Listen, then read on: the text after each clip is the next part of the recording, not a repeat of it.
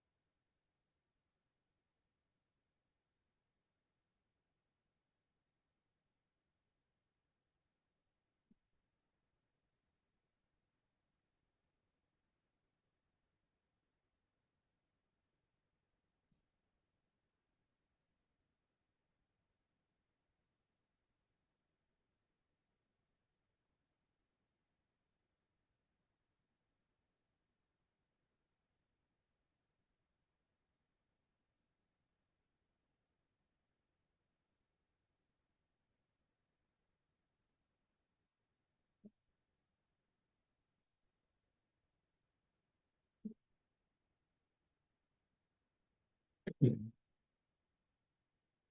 Agyantimirandhasya Gyananjana-shalakaya Chakshurunmilitam Yena Tasmai Shri Guruve Namaha.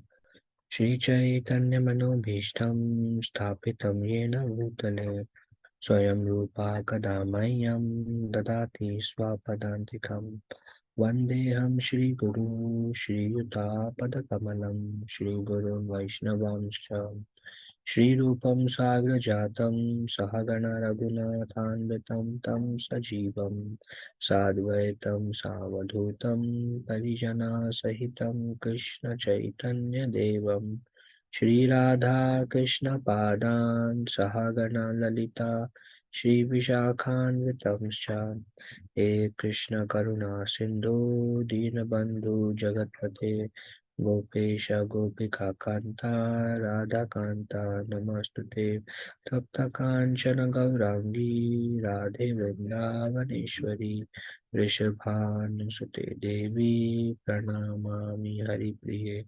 Vanchakalpatarubhyascha Kripa Sindhubhya eva cha Patitanam Pavanebhyo Vaishnavebhyo Namo Namaha.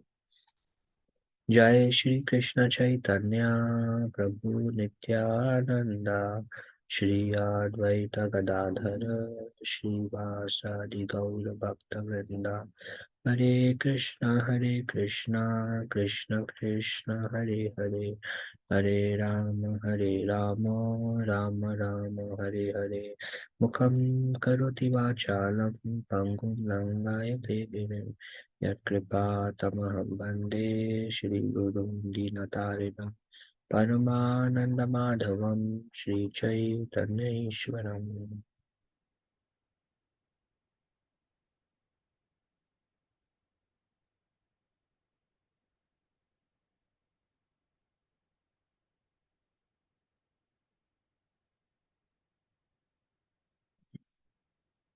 Today we will review the sixth chapter of Shrimad Bhagavatam, Canto 1.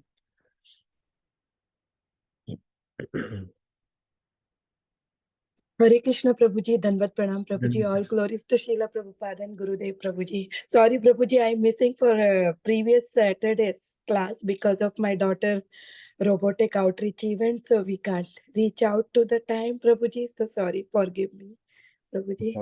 Thank you for joining. Yes, sir.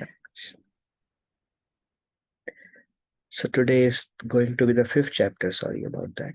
Fourth chapter was about Vyasadeva was dissatisfied, he was despondent. He was thinking the reason he was sitting on the bank of river Saraswati in his own cottage, and he perfectly followed the scriptures. He broke the Vedas into 4 parts because he could see that in the age of Kali, people will not be able to understand the whole Vedas. He simplified, divided into 4, gave a commentary, which is Vedanta Sutra, summarized it. He wrote many Puranas to share many stories. He wrote Mahabharata. And after using his life out of sacrifice for the welfare of all living entities for the future age in Kali Yuga, he was still dissatisfied. So as he was contemplating, he thought, probably the reason I'm dissatisfied is because I have not glorified the Supreme Lord sufficiently. He was thinking like that. And then, as he was sitting on the bank of the river, he saw that sage Narada came from the sky. He was son of Brahma, Narad Muni. So Vyasadeva, when he saw Narada, he immediately offered his respects. And he told Narad Muni that you are as good as Brahma, you are son of Brahma, as good as Brahma. Then he gave a seat to Narad Muni, so Narad Muni can comfortably sit. And Vyasadeva sat down, and now there is a conversation between Guru and disciple. So Narad Muni, when he looked at Vyasadeva, he started smiling. And Prabhupada describes why Narad Muni smiled looking at Vyasadeva, because Narad Muni can understand why he is so sad. So Narad Muni first asked Vyasadeva the question. So this is the first conversation between Narad Muni and Vyasadeva. And they are apparently meeting for the first time.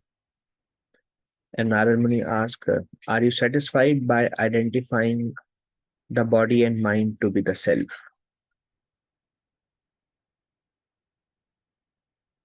Are you satisfied by identifying the body and mind to be the self?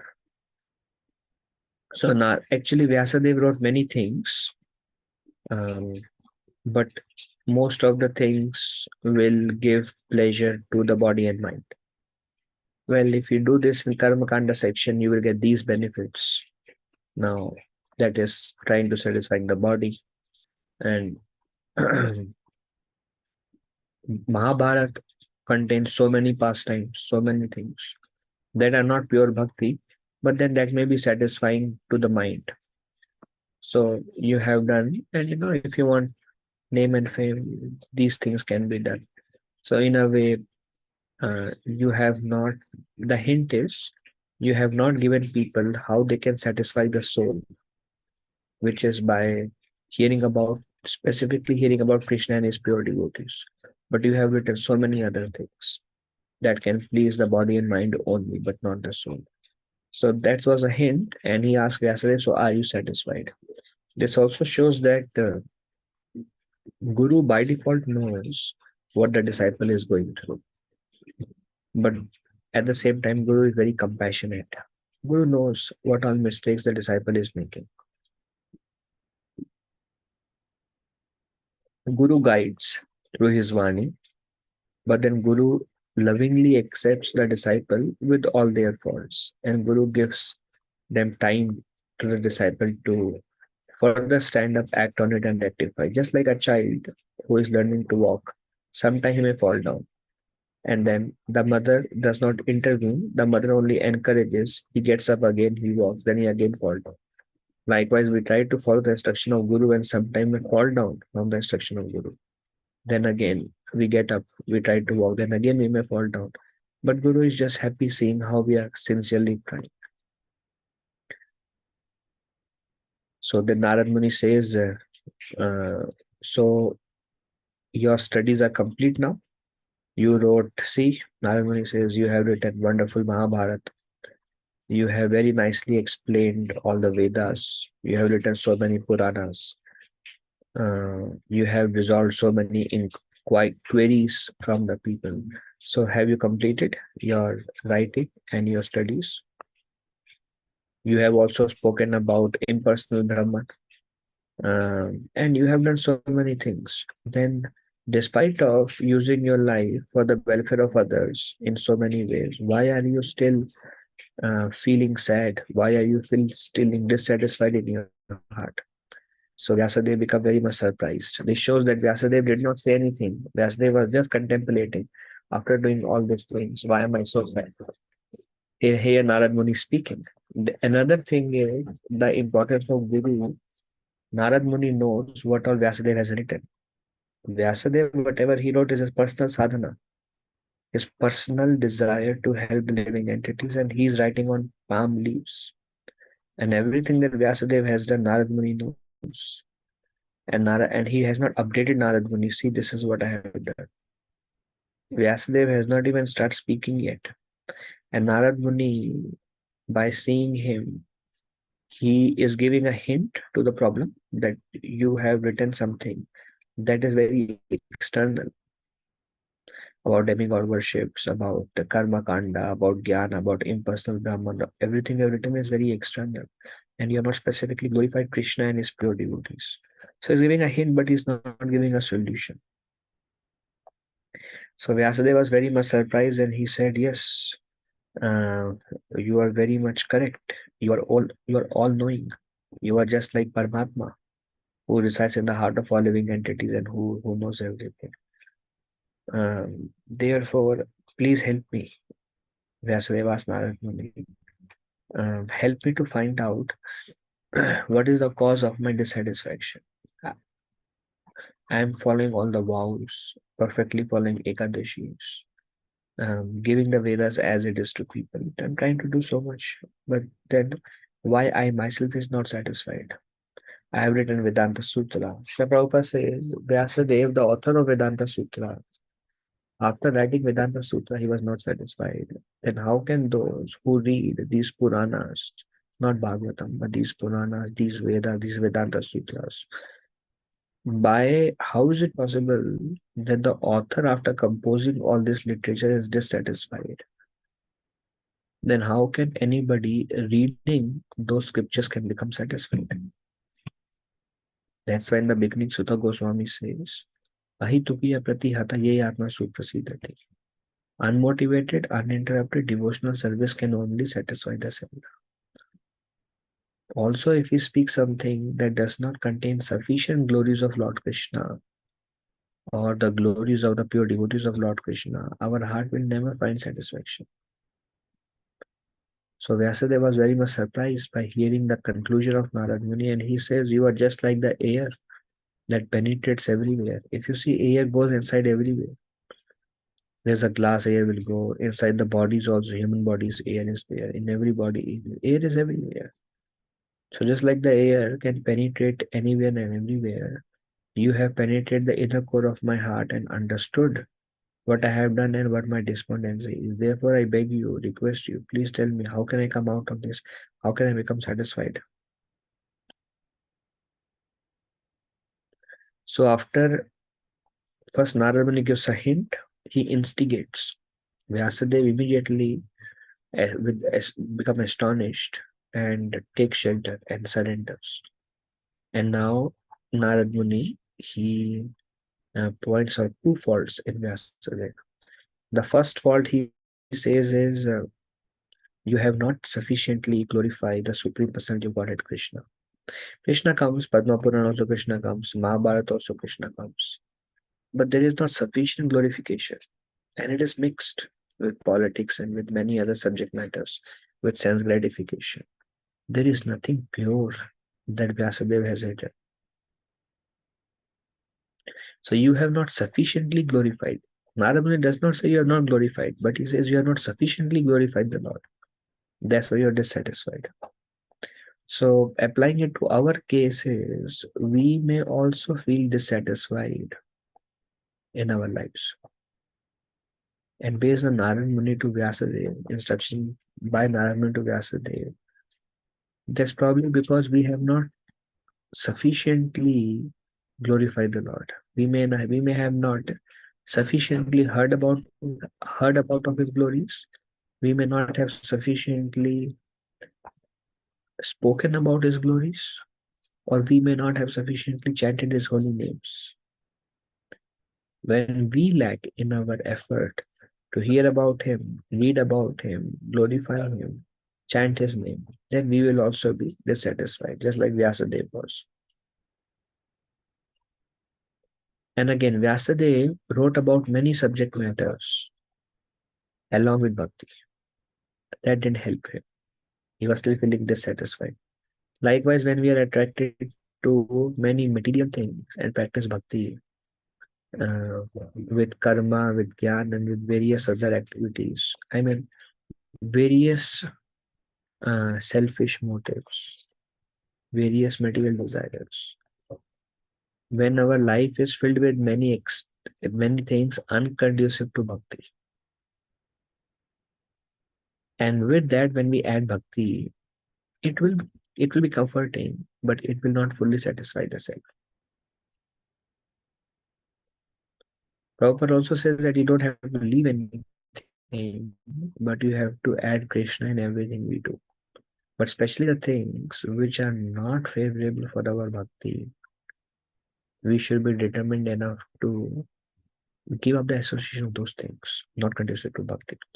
So this is the first problem. Narad Muni says, you have glorified the Lord, you have mentioned about pure devotees also, but nothing, there is no sufficient glorification of Lord and pure devotees.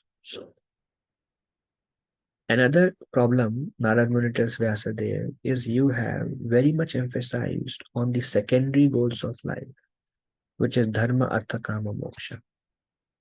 Artha means material wealth.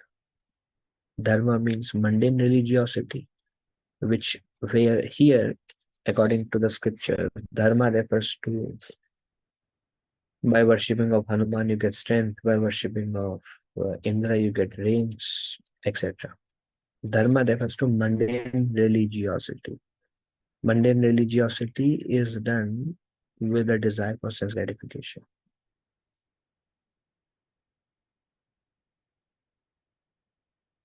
So you have spoken a lot about dharma, a lot about artha.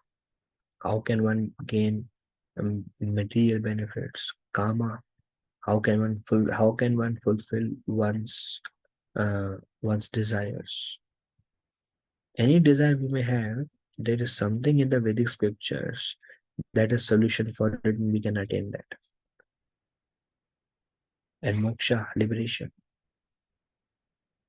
So you have overemphasized these as the goal of life. Okay, haven't taken a human birth. Everyone has desire for material wealth, material desires, mundane religiosity. People have all these desires, and you have given them a lot of importance. Um, One of the devotee, he went to Hindu temple in the recent past in Grand Rapids, and there was a kids class. He's a Western person. He wanted to take his child to some kids thing, so he took the child to Hindu temple. And Hindu temple, they were saying, what is the goal of life? And they said the goal of life is dharma, artha, kama, moksha. And they're teaching their children this. Today, many people misunderstand the goal of life is dharma, artha, kama, moksha. Why? Because Vyasadeva has described that in his writings. When Chaitanya Mahaprabhu came, Chaitanya Mahaprabhu rejected these four goals as material: dharma, artha, kama, moksha. And Chaitanya Mahaprabhu propagated pure bhakti by saying the goal of life is the love for God. That is the goal of life. And Chaitanya Mahaprabhu says how the love for God is present in the heart of all living entities, and that just needs to be reawakened. And by hearing and chanting, this pure love of God can be reawakened. When Chaitanya Mahaprabhu was on his South India tour, he went and met some Madhvacharya. So Madhvacharya is one of the bona fide sampradaya, mostly prominent in southern part of India. Udupi is the headquarters of Madhvites. So Mahaprabhu met a sannyasi from Madhvacharya. And he asked sannyasi, so according to your teachings, according to Madhvacharya, what is the goal of life? And they said, of course, that was a misinterpretation of true teachings of Madhvacharya, because he did propagate pure bhakti. But the current, during Mahaprabhu's time, the current followers of Madhva Sampradaya, they said the goal of life is Dharma, Artha, Kama, Moksha. Is a common misconception. So Narad Muni is telling, because you have misguided people by giving them a misdirected goal. What people mostly think the goal as some kind of people have some kind of material goals, wealth. And now Narad Muni says people are already attracted to material desires. And now through mundane religiosity, you have given them the ways that can fulfill those desires. This is karma kanda. Means your karma is trying to fulfill your own material desires. So one is you have misdirected people to a less important goal compared to the most important goal, which is Krishna Prema. Another is you have not composed anything that sufficiently glorifies the Lord and his pure devotee. It's all mixed here and there. Very difficult to come out of that conclusion. We were recently discussing something from the second canto, second chapter. And there is a verse where it says that Brahmaji scrutinizingly studied the scriptures And after three times of studies, scrutinizingly, Brahma came to the conclusion that the goal of life is love of God, and love of God can be attained by pure bhakti, which is free from karma and jnana.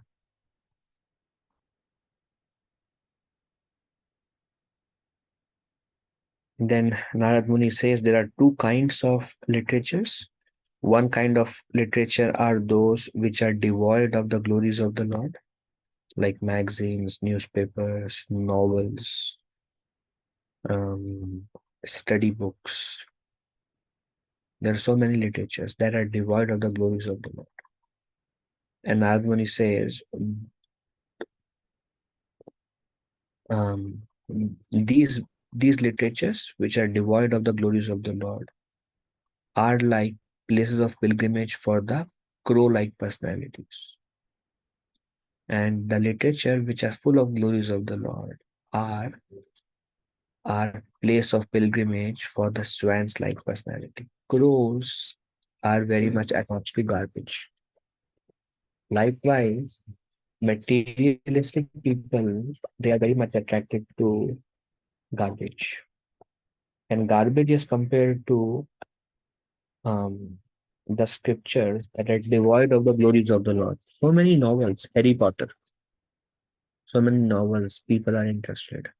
But it is compared as garbage by Narad Muni. Why? It does not glorify the Lord. So one's mind can be satisfied by reading such things, fantasies, and all one's imagination, or all these nonsense things.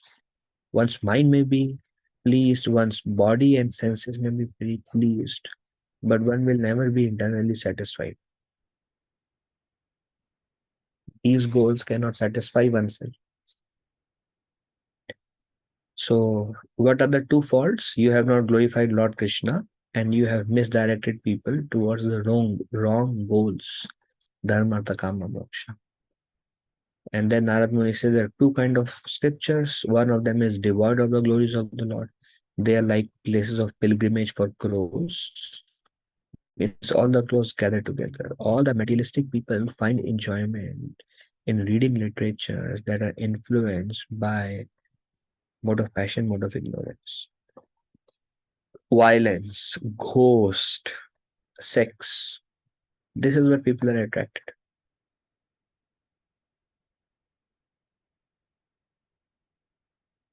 This is literature composed of the three modes of material nature. But I mean, we are also not swans. Many of us, including myself, we are like crows. And that's why we have so many desires and so many attractions, because we are attracted to the three modes.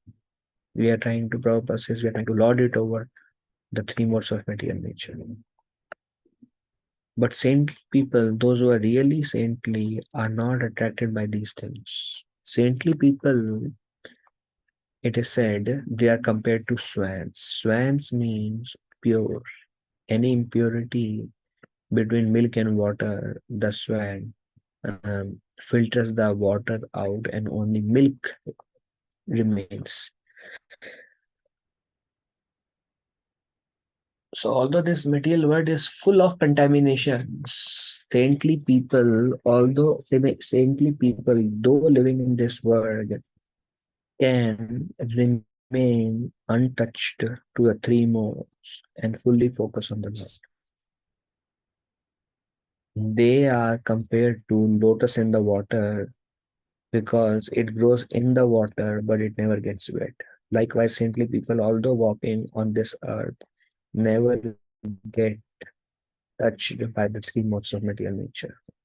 So those saints are not attracted to these literatures which are devoid of glories of the Lord, which are compared to the place of pilgrimage for crows.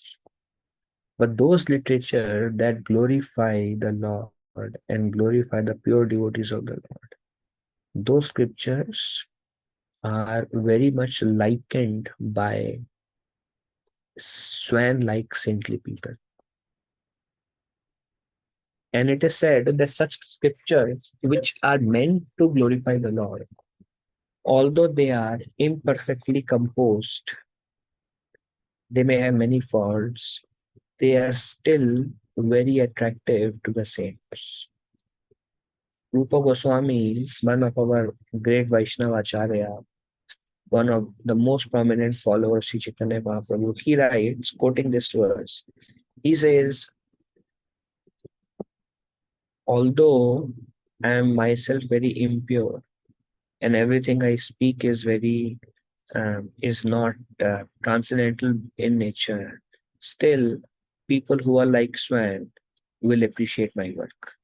Srila Prabhupada also says, although I may not be qualified to write the commentary on Shrimad Bhagavatam Chaitanya Charitamrita, but people who are saintly by nature will appreciate these books. So Narad Muni says, Narad Muni also removes the fear of Vyasadeva. Vyasadeva may think, well, I may not be very much qualified to glorify the Lord. So Narad Muni says, well, you may not be qualified enough to glorify the Lord. There may be many imperfections. Yet, if you just glorify the Lord with the intention you're trying to glorify, even though it is imperfect, saintly people will appreciate your work. But they are never attracted to the literatures which are devoid of the glories of the Lord. Recently, we were reading one of the purport and Prabhupada was saying the man-made machines are responsible for rapid degradation in the human society. By hearing from Prabhupada was describing the hearing process, how it is very important to hear about the Lord. And Prabhupada says by hearing from the man-made machines brings rapid degradation in the human society. And hearing from man-made machine refers to televisions, movies, things not connected to Krishna. By hearing or seeing such from such sources brings rapid degradation. But if the same hearing process, when directed to hearing Shrimad Bhagavatam, will bring about a revolution in the heart of the misdirected society. The society who, at one point of time, every individual of the society were pure devotees of the Lord. Because of misuse of their free will, we have come down now. And now the society is very much attracted. The society is misdirected towards sense gratification and toward things not related to Krishna. But hearing this Shrimad Bhagavatam will remind everyone about Lord Krishna, about the pure devotees of Krishna. And this is the real stuff. Because this material world is illusion. Everything seems real, but it is temporary. And it's like we are playing a game, and at some point of time, game is over and death comes. So this material world is like a game. When we are playing the game, everything looks real, but then previously that game we were not in that game. Eventually, we will not be in that game. Just temporarily involved in that game. But it seems real. But it is Chadabhangu. Within a moment, everything can be, the whole world can be destroyed.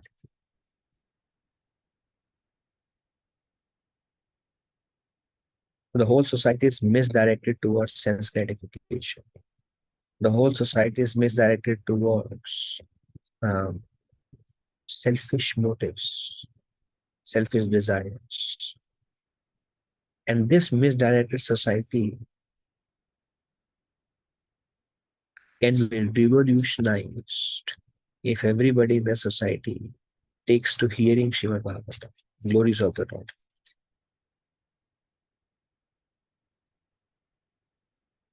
Then Narad Muni further says that bhakti is the most important aspect.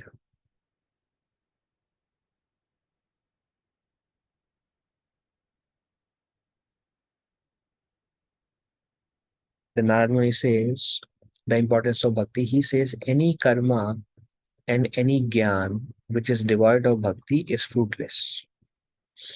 We gain some knowledge, we hear something, but if that knowledge is devoid of bhakti, that knowledge is useless. Even so many Vedic scriptures are devoid of bhakti. So many, even Vedas, so many Puranas are devoid of bhakti to Krishna. So much aspect of Mahabharata is devoid of bhakti to Krishna. They're just stories. They may satisfy the body and the mind, but that's about it. And karma, so jnana or knowledge which is devoid of bhakti is fruitless. It will not give you any benefit. You may read a lot, but if it is not bhakti related, it's not going to benefit you. Another is karma. People are doing so many activities. But if the karma is devoid of bhakti, then again it is fruitless. We also do our karma, but our karma should be centered around Krishna. Obviously, if our karma is centered around selfish motives, then it is fruitless because it is said the fruit will agitate us and the fruits are temporary by nature.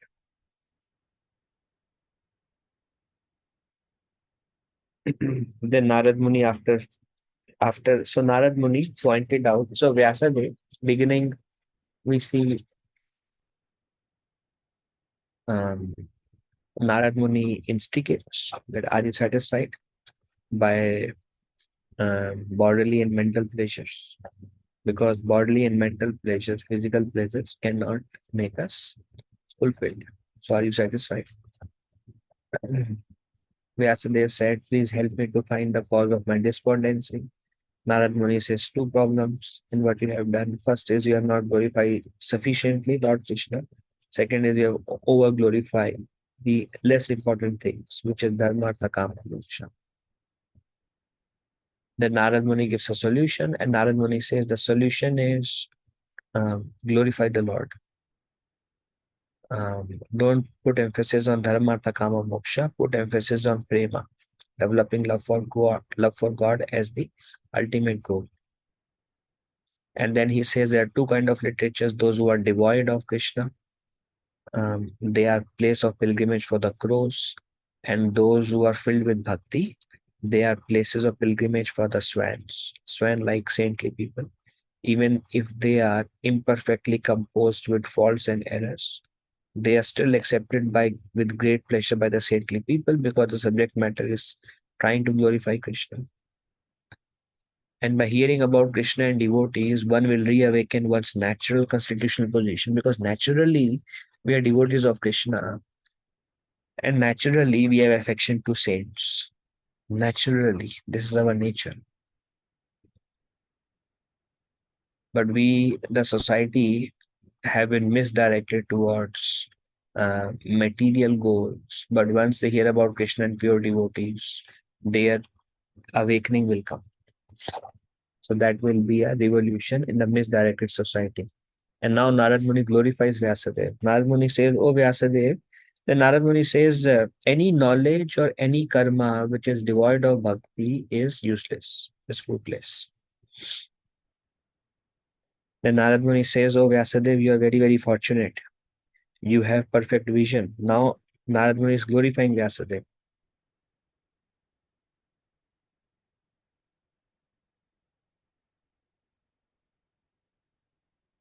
This is also an art of dealing. That when we deal with others, if we have to correct others, sometimes we may have to scold them, chastise them for their benefit. So if we have to correct others or even chastise them, after using strong words, we should encourage them and show the way how to come out of it. Just anger, just as chastisement alone is not nice.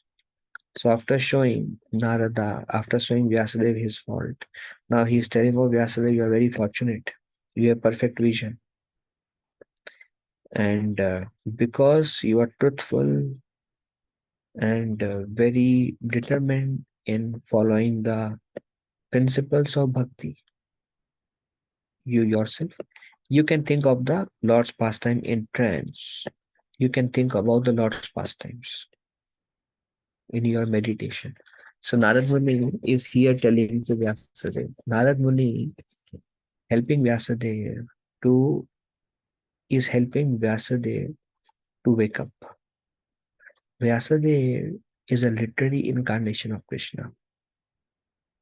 Vyasadeva is an eternally liberated soul.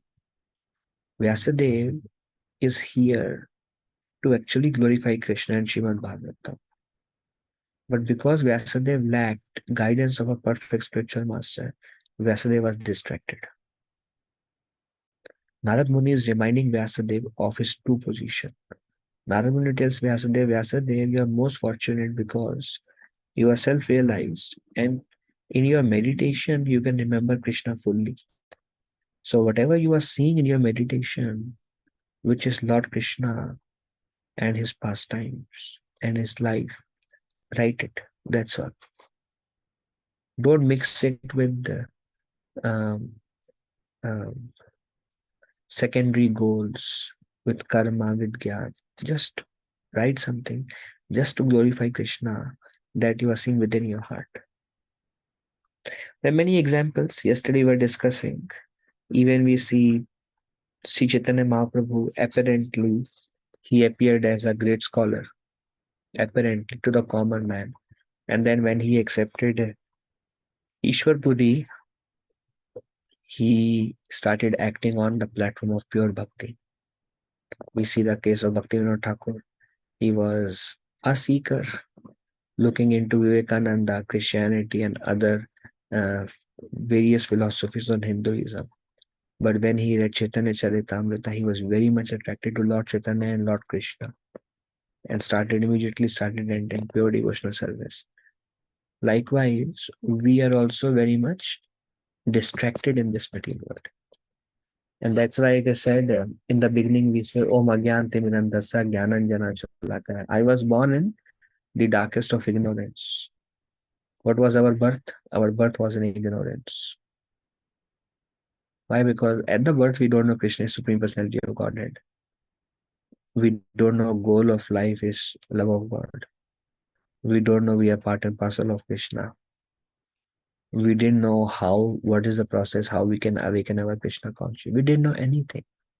So that's why it is said I was born in the darkest of ignorance, and my spiritual master opened my eyes with a torchlight of knowledge, and he immediately told me about the truth. Therefore, let me offer my respectful obeisances unto him.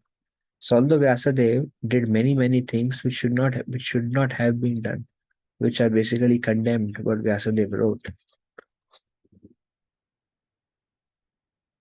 But Narad Muni reawakens Vyasadev's original consciousness and he says, Sir, you are fit to see Krishna as it is in the spiritual world, in your meditations. Just try to glorify him. And how pure devotees practiced their path to Krishna. Glorify that also. How pure devotees attain Krishna and about Krishna. Just do that.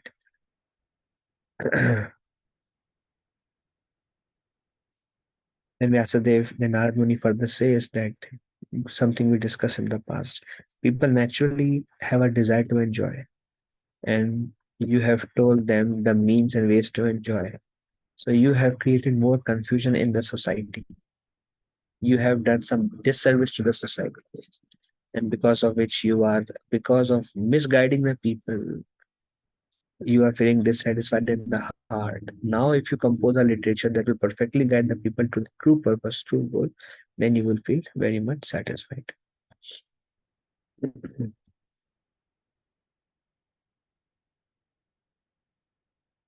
Then, next 2-3 verses, number 17 to 19. Narad Muni gives some very important principles of bhakti. First thing Narad Muni says, if a person gives up his occupational duties and engages in bhakti, Even if he happens to fall down in an immature stage, there is no danger of his being unsuccessful.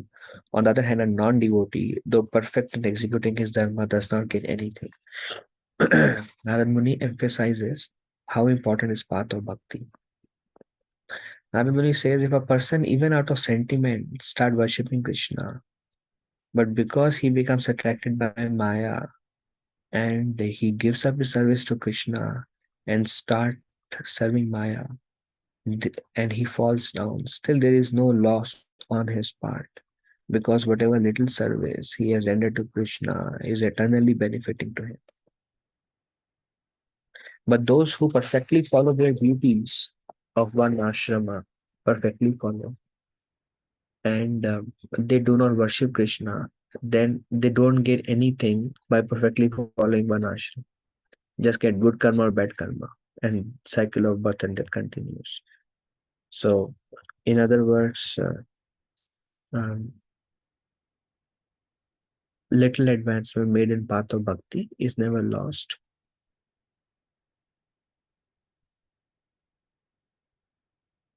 Unconscious renderance of bhakti also reaps great benefits. Then next, Narad Muni says, intelligent people, intelligent people should endeavor only for that which is not obtainable even by wandering from Brahma Lok down to Patal Lok. Sense enjoyment can be obtained automatically in course of time, just as in course of time we obtain miseries without desire. So Narad Muni says one should try to attain the results, attain something that is not available from Brahma Lok to Patal Lok. Sense gratification, like Rishabh Dev says, sense gratification is available to dogs and hogs also. Anybody can attain it. Try to attain the rarest thing. The rarest thing is, I mean, it's definitely is going to be difficult to attain. But if you want to work, people work very hard, right, in this material. So if you want to work, people work for so many goals, right? So if you want to attain something, if you want to work very hard, then try for that thing which is most rare. But whatever things we work for, it's available in previous life, next life, and up and down. It's available. But bhakti is the most rare thing. Getting attraction for Krishna, developing taste for hearing and chanting, that is the most difficult thing to attain. Pleasing Krishna is the most difficult thing to attain. Making our heart pure is the most difficult thing to attain. So Narad Muni says intelligent people work for those things that are the most difficult to attain.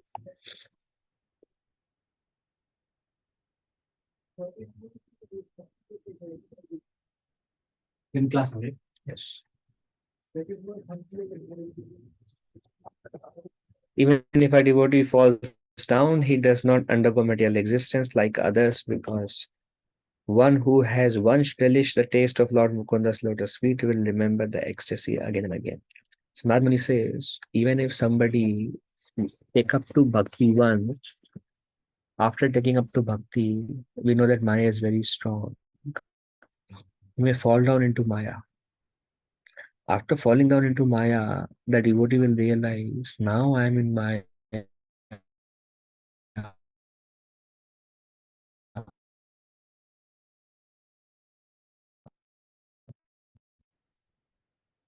And there is nothing here. There may be little temporary pleasures of then, because a devotee has once tasted the ecstasy of serving the lotus feet of Lord Mukunda, he remembers that again and again. Once, if you have relished ecstasy of the lotus feet of Krishna, knowing that you remember again and again, then you will at some point of time again go back to bhakti. That's why the results, Narad Muni says, the results of bhakti are permanent. I know one family, very good people, both would come for bhakti rickshaws. They both were started chanting 8 to 10 rounds they felt some very good experience by chanting their rounds. Something happened. They stopped coming. They became busier, and many external circumstances changed. They stopped coming, and 2 3 years. I mean, it's been many years now. They stopped coming. So after giving up Krishna consciousness, now there is a guilt in the heart. Now they try going to Sadhguru, going to Buddhism, and they are trying different directions, but nothing is satisfying them. And then they talk once in a while to devotees. um, so it's like, one who has tasted the path of bhakti once, he will be searching for that opportunity. He will be searching for that experience throughout his life, but he will never forget what he has experienced. And eventually, anybody who has experienced bhakti once will come back to bhakti. That's why Narad Muni says the results of bhakti are permanent. Even if a devotee falls down, he does not undergo material existence like others. Others just karma will act. Devotees now. Another thing Krishna also says, Api chesu duracharo bhajante. Yesterday only this topic somehow came. Api chesu duracharo bhajante ma mananya bhak sadhu eva samantavya samyak vivastokis. Where Krishna says, even if one performs the most abominable activity, he should be considered saintly because he is fixed in his determination to worship Krishna. So even if a devotee falls down, he does not undergo material existence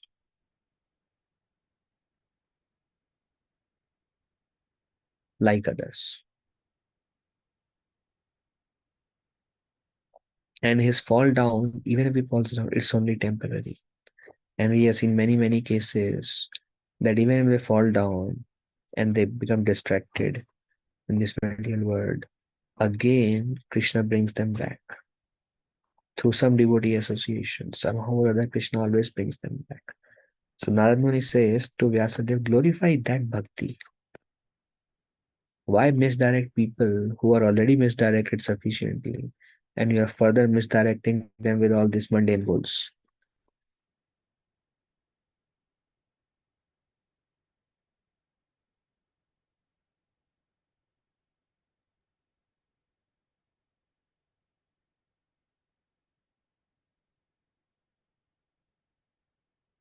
The Narad Muni goes about mentioning how how bhakti is, what is the process to attain bhakti. First he says glorify the Lord and glorify the bhakti, the path of devotion. Then he says the importance of bhakti, the path of devotion, just like we were discussing some of the glories. And now Narad Muni says how bhakti, how bhakti, um, how bhakti is attained. And Narad Muni says that bhakti, like if we want to attain bhakti, where do we go to get more bhakti? To deepen our devotion to Krishna. So Narad Muni starts his own past life, but in essence he says the only cause of pure bhakti is the mercy of devotees, not austerity or any other process. To illustrate this, Narada narrates his previous life. Narad Muni, we know he was born as a small child of a maidservant. Narad Muni could never have attained that perfection by doing some austerities in the house or doing some karma or doing some jnana. He could not have attained that goal that he attained. Now, the pastime, there are a lot of pastime that begins now. So Narad Muni says in the last millennium, which basically refers to the previous day of Brahma.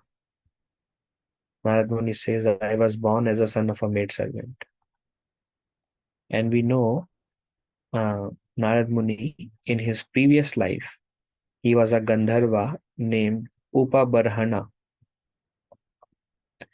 and he was cursed by the sages because he was a Gandharva. He was glorifying the Lord in the assembly of sages, but he became little frivolous and started um, speaking things which are not directly related. to impress others, not directly to the glorification of the Lord, but the saints are not interested in anything other than hearing the glories of the Lord. When you, if imagine in a Shrimad Bhagavatam class where Krishna is getting glorified and somebody starts speaking about something which is not connected to Krishna, but which is very materialistic by nature, it's very displeasing to the saints. His Holiness Sadhana Swami Maharaj says you can know how much you are making progress by seeing how much distaste you have developed for Prajalpa. So the saints were obviously not interested, and Upabharana was speaking something. So the sages cursed him that your consciousness like a Sudra, we curse you to become a Shudra. So then he took birth as a son of a maid servant. And there were four sages who were walking by. It was Chaturmas. Right now, the third month of Chaturmas is going on. The next month is Karthik, which is starting in 21 days from now. Month of Karthik, Damodar months. So they were going during this 4 months rainy season. The sages don't travel. So they saw one house, which happened to be the house of Narad Muni. And there was one lady, and she would live with her son, and she would go to others' home and do some cleaning job. She was also a Shudrani, means service to all the other classes of society. So Bhaktivedantas came there. Bhaktivedantas are completely transcendental. They do not distinguish between poor and rich, but they consider all of them on an equal level because they know that everyone is part and parcel of Krishna. Everyone has pure love for Krishna and everyone is looking for Krishna. So they are eager to give Krishna to everyone, independent of, because whatever position, work we have in this material, but based on our karma, good or bad, high or low, based on our karma. A devotee should not discriminate. Like we see Maharaj Rahugana, he was condemning Jad Bharat for giving him inconvenience when Jad Bharat was carrying the palanquin for Maharaj Rahugana. But the king was very much proud of his status, of his position as the king. He came down and he started chastising Jad Bharat for not knowing how to respect the king and how to serve the king. Jad Bharat said, "Sir, why are you so proud of considering yourself as a king and considering that your life is more important than the ants who are walking by whom I am trying to save while walking? In this life, you are acting as a king, but in next life, somebody else, and you may be serving somebody under somebody, or who knows what happens. Based on your karma, it's a very temporary situation that you are put into. So a devotee don't discriminate on the external level because it's temporary. Originally, nobody is higher, nobody is lower because everyone has the same capacity to love Krishna. So the saints don't discriminate. So they went to the house and they saw the mother and child. And they asked naturally that can we stay here for some time? So naturally people have a lot of respect for saints. So they happen to stay there.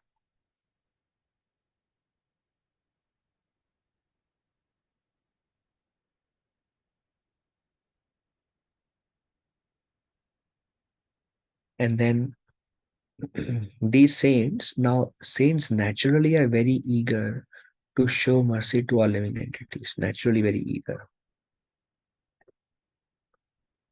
So uh, um, they would sit and glorify Krishna. And they saw that this child has little interest in hearing about the Lord.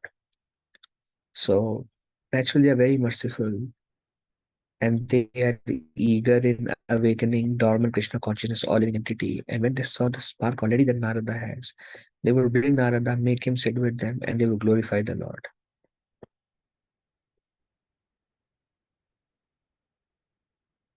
Narad Muni also has certain good qualities. Narad Muni says that um, I developed self control, sense control. That is a very Brahminical quality, to develop sense control. And that was also like association really helps to develop sense control. When we are in association of devotees who have sense control, or those who don't speak prajalpa, those who don't engage in fruitive activities, those who don't engage in materialistic association. When we associate with such people, we also, or or those who have good sense control, we also develop those qualities. So because it is said that the greatest mercy of the saint is when we get their association. That is their mercy.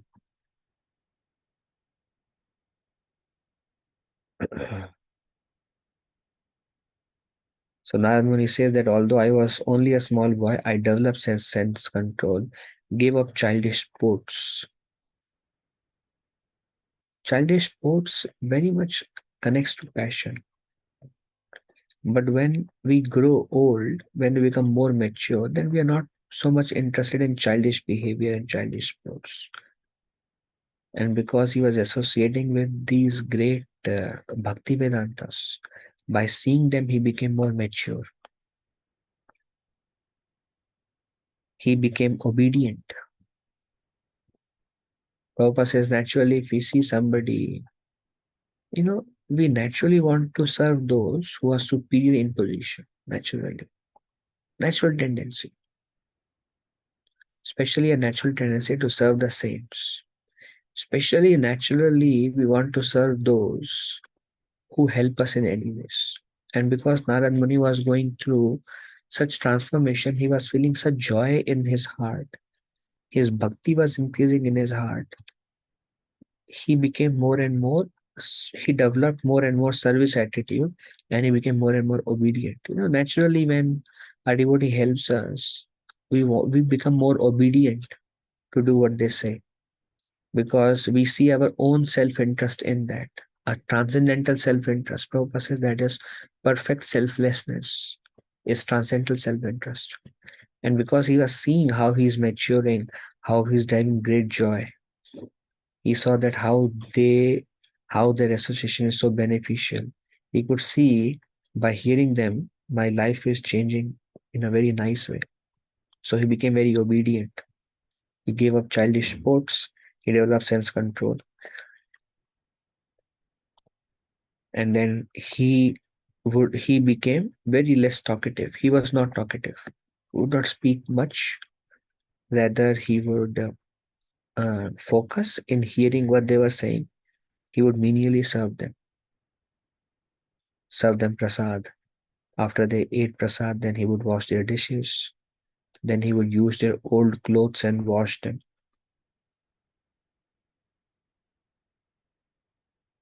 Then if anyone has any needs, whether it is, whatever physical needs they have, he would take care of them from their resting area, resting place, to whatever they need throughout the day,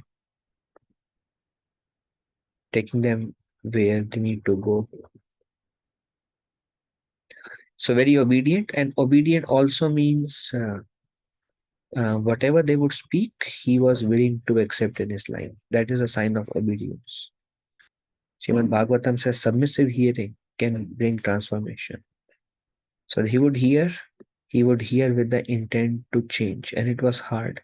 One devotee was mentioning, we hear so much, but then we hear and we lose it. But when we hear with the intent to apply, the hearing is very hard. We have to become very tough on ourselves when we want to apply what we hear.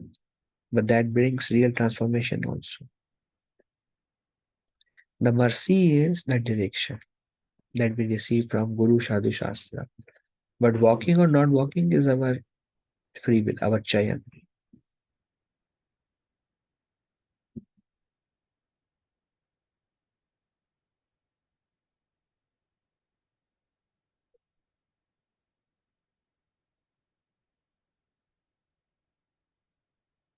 And then quickly we will try to finish this. Then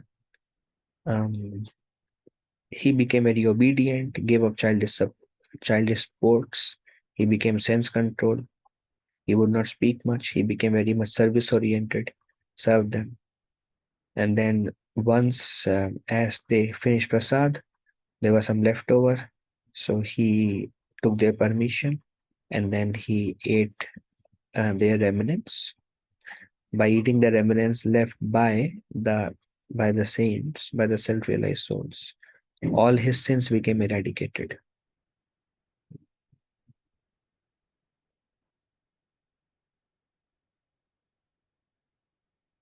So by rendering service, so he became free from sins by eating the remnants of great souls. This is also very, very important actually. Our sins haunt us in various ways. Our sins are the activities not supported in the scriptures, the activities that we may have done in our before we came to Krishna consciousness or any point of time, anywhere, the activities which are not conducive to bhakti are sinful, which are not supported by Vedic literatures, which are against Shastra. They create a sinful reaction. And by eating remnants of great saints, he became free from all the sins. And by hearing, by serving, and by eating their remnants, he developed an inclination for bhakti. His heart became purified. He developed an intense taste for hearing and chanting. These things. He saw the Bhakti Vedantas, he served them, he heard from them, and he ate their remnants. And that's how also we can make progress by treating devotees in this way. Is you serve the devotees, you hear from those devotees, you serve those devotees, because when you serve those devotees, they'll be pleased with us when the service is rendered according to their desire. And when they are pleased with us, and another thing is, by eagerly hearing from devotees also we please the devotees. So by hearing from them, by serving them, and if you get a chance, you eat their remnants. See, eating remnants also requires faith. When we have faith in Vaishnavas, we'll be eager to eat their remnants. When we don't have faith in Vaishnavas, then we'll be like, this these remnants are also filled with all the contaminations of the Vaishnava. That means we don't have faith in the Vaishnava. But when we have faith, um, when we render service to them according to their desire, and when we hear from them, then very quickly we may develop the taste for hearing and chanting. Very quickly our heart can become purified. So he treated the Bhakti Vedantas in this way. And then Narad Muni says, I attentively heard Krishna Katha every day by their mercy. There's another thing, when he was hearing Bhakti Vedanta spoke, he would not hear for the sake of hearing, rather he was hearing with great attention. Okay, let me hear the glories of the Lord.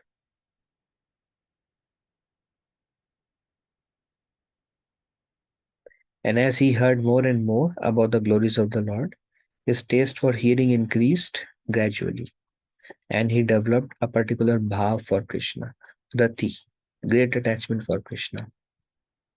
So hearing from the saints, rendering service to them menially, obedient to them, sense control. Without sense control, we cannot render service properly also, and eating the remnants. And slowly his taste for hearing about Krishna gradually increased. And then Narad Muni says, once my attraction for Krishna was increasing, my attention on the Lord then became uninterrupted. Like he could fully remember Krishna in his heart by this. And then he says, thus I directly experienced my gross and subtle bodies created by Lord's Maya to be fixed only in him. The Narad Muni saw that his gross and subtle body was, although it was created by Lord's Maya Shakti, completely fixed in Krishna. Subtle body means the mind was completely fixed on Krishna. It's a subtle body. Gross body also became fixed in Krishna. In serving Krishna, he was physically fully absorbed in serving Krishna through the devotees, and he was mentally always remembering Krishna. He became completely fixed. During monsoon and autumn, which is total 3 months, I constantly heard the Lord's pure glories from the Bhakti Vedantas.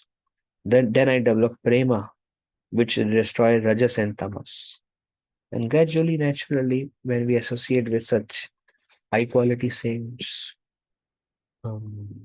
pure devotees, his own passion ignorance. Now, naturally, he was not born without passion ignorance from his birth, because based on his previous karma, there was passion. That's why in the assembly of sages, he was doing some fruitive activities to impress some young girls. So he was not free from passion and ignorance, but by serving devotees, hearing from them, and receiving mercy from them, as he became more and more attracted to Krishna, more and more attached to Krishna, um, his passion ignorance left him. His mind became completely fixed in Krishna. He developed great attachment by hearing on daily basis, and then he developed prema.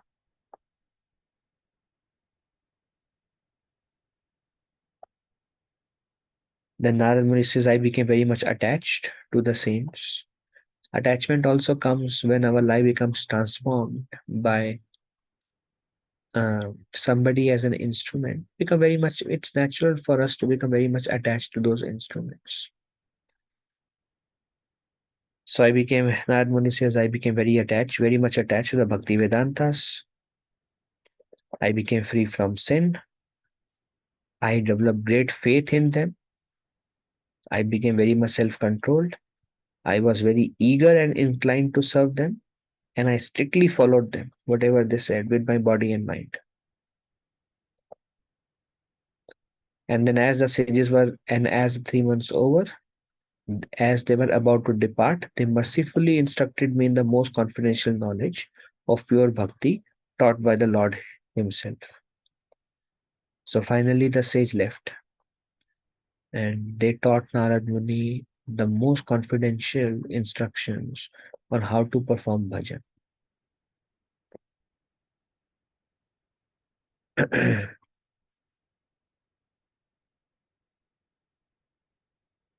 Yeah, okay. So we will end here for today, and then we'll begin with uh, the sixth chapter.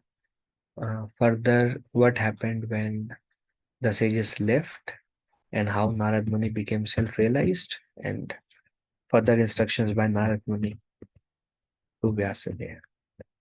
Okay. Are there any discussions? Anybody want to say anything?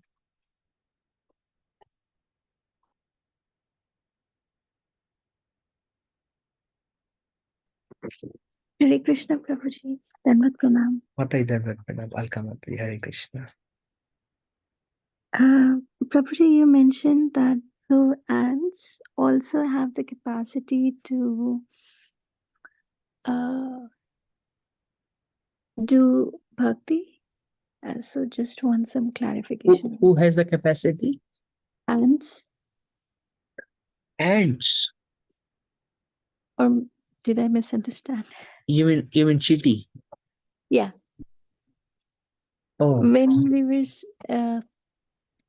so I think you were saying we need to treat ants nicely because they also have the capacity for remembering God. Oh, I think something else I may have said. If you tell me what I said before and after, then I can connect. But that was in the story. Hare Krishna Prabhuji, sorry, it is about the Maharaj Rahaguna story that we were discussing, right? Oh, When he was, okay. Jal Bharat Yeah, was, right. Sorry about Yeah, that. when Jadapat was asking, when Yes. King was asking, yeah. Yeah, thank you. Okay, now Thank I you. yeah, thank you for the reference. So, Alkamataji, what happened is there was a king, Bharat, who was very advanced in his spiritual life, but because he became attached to a deer while at the time of death, he became a deer in the next life. And then, as a deer, he was self realized. He knew what mistake I have done in the past life. He doesn't want to take another chance. So, he would hear the glories of the Lord from sages in a deer body. And then when the deer life tenure was over, he again born as a Brahmana, and his name was Jadabharat. And there was a king who was going to the ashram of sage Kapila for self-realization. So the king, he was a king of a province. His name was Maharaj Rahugana, and he was being carried by four strong men on a palanquin. And as they came on the midway, one of the person broke his foot. He hit something and he could not walk anymore. Now they were looking for who can help the three palanquin soldiers. They were looking around, somebody can help, and then they saw this Brahman, this boy, this man Jad Bharat, who was very strong-willed. So they said, the king is going for a pious work to meet the sage in the ashram. Would you mind helping? So Jad Bharat said, all right. So Jad Bharat took one part of the palanquin, and they four were going, carrying the queen on their shoulders on a palanquin. So Jad Bharat saw ants walking by. So he would jump, or he would just take a break and stop. So Rahugana Maharaj would just get a shock, like he would hit his head to the palanquin, or so many things were happening. Very disturbed, by the inconvenience caused during the ride. So after repeatedly, Jai Bharat said, "Who is you fools? Can't you walk properly?" So they all chastised Jai Bharat walk properly. Jai Bharat said, "All right." So Jai Bharat would walk properly, and then he would see some ants, and then again he would stop or jump over, and cause a lot of inconvenience to the ride of Maharaja Hugana.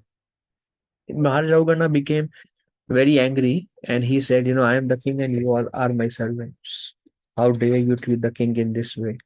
And Maharaj Javana came down to chastise Jadabharat. They all said it's all because of this person we met on the way, Jadabharat. So Jadabharat said, "Sir, don't be proud of your being the king, because you are in this situation now because of your karma. But ultimately, this situation is very, very temporary.